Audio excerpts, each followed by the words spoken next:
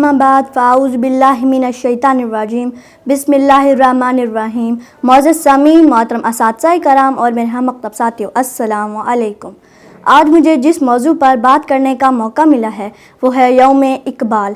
हज़ारों साल नरगिस अपनी बेनूरी पे रोती है, हज़ारों साल नरगिस अपनी बेनूरी पे रोती है, बड़ी मुश्किल से होता है चमन में दीदावर पैदा। जनाबे वाला इकबाल ही बरे सग़ीर के वो वाहिद रहनुमा थे जिन्होंने अंग्रेज़ों और हिंदुओं की ग़ुलामी में जकड़े मुसलमानों की कम मायगी का एहसास महसूस किया और इनके लिए खिता अर्ज़ की ज़रूरत महसूस की। अपने खितबा अलाहाबाद में मुसलमानों के लिए अलग रियासत का पूरा नक्शा पेश कर दिया।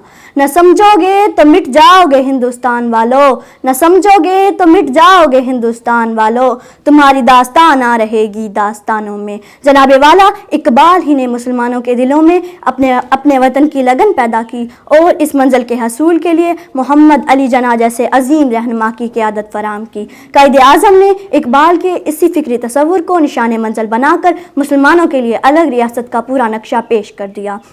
जनाबे वाला जनाबे वाला इस हकीकत से इनकार मुमकिन नहीं है कि अगर मुसलमानों को इकबाल की क़यादत ना होती तो उनके लिए अलग सोच रखना मुश्किल था। अल्लामा इकबाल अपने नज़रियात से कभी मुतज़लज़ल ना हुए और हमेशा चट्टान की तरह डट कर खड़े रहे।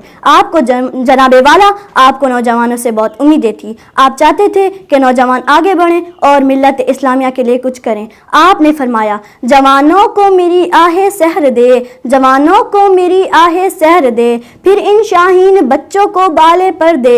खुदाया मेरी आरज़ू है, खुदाया मेरी आरज़ू है, मेरा नूरे बसीरत आम कर दे। शुक्रिया।